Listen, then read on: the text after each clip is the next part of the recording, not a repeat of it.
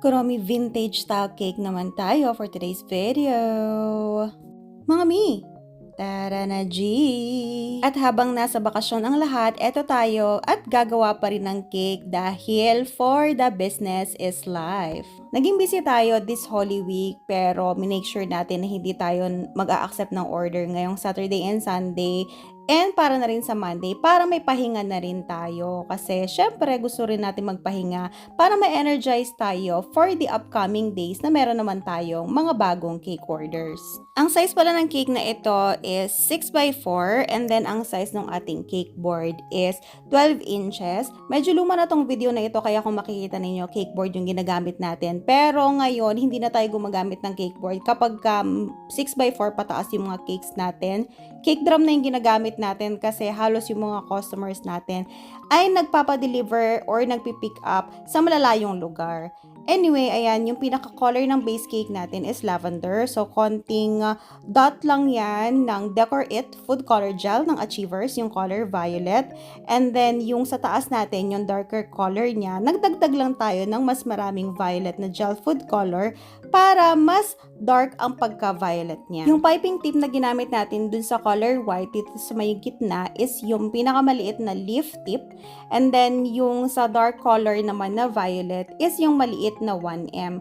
And then, dito naman sa pa-dots-dots na yan, wala tayong ginamit na piping tip. So, kinot lang natin ng maliit yung pinakadulo ng ating piping bag para ma-achieve natin yung ganyang effect. And nung una ko napansin nyo, dinot-dot natin siya. Kaso since medyo hindi siya pantay-pantay and pangit siyang tingnan, ginawa ko siyang push and then pull. Ayan. Ito namang next natin is color pink. Ang ginawa natin dyan or ang ginamit natin dyan ay dot lang ng color red ng Decor It.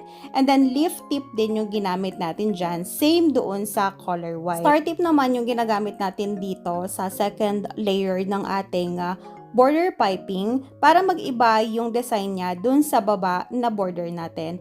Tapos ito, naglagay tayo ng color pink dito sa paikot ng ating cake. Ito ay cherries, pero ang request ni customer is pink lang siya or light pink.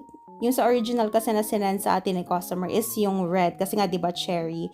And then lighter color na lang din natin yung stem niya, so lighter green 'yan. Paano natin na-achieve yung ganyang pagka super duper light na green? Dot lang din yan nung color green ng Decor It. Ayan. So, nagdagdag lang din tayo ng design or details dito sa may taas. Dots lang ng color pink and then ng color purple para hindi siya masyadong plain. Dito rin kasi natin ilalagay si Kuromi mamaya. At ito na nga, kaya nakausog ng konti yung cake natin kasi medyo mahaba yung dedication na pinalagay ni customer. So, naglagay siya ng happy 9th birthday and then yung name ni celebrant. And then, naglagay din siya ng from dito sa may bandang baba or kanino galing yung cake natin. Ayan. Kapag ganyan talaga, inuusog natin yung cake natin. Kung magaplanado na siya bago pa natin siya gawin, para naman hindi tayo mahihirapan, lalo na kapag ganyan. What if na ilagay natin sa gitna yung cake, mahihirapan pa tayo mag-usog tapos may tendency pa na masira yung cake natin. Ito naman mga heart sa gilid natin, since hindi cake drum yung ginamit natin, naglagay na lang ako ng styro, nakadagkit niya ng double-sided tape para yun yung pagtutusukan natin ng mga fondant heart toppers natin and hindi siya malaglag. Ganun din yung nilagay natin sa taas, fondant heart toppers and then yung cloud, si Kuromi toy yan, and then yung happy birthday na gold topper natin. Syempre hindi mawawala yung mga draggies. At ito na ang final result! Wow! O diba, ang syala ng cake natin, napakasarap tingnan sa mga mata. And that's it for today. See you on our next video. Bye!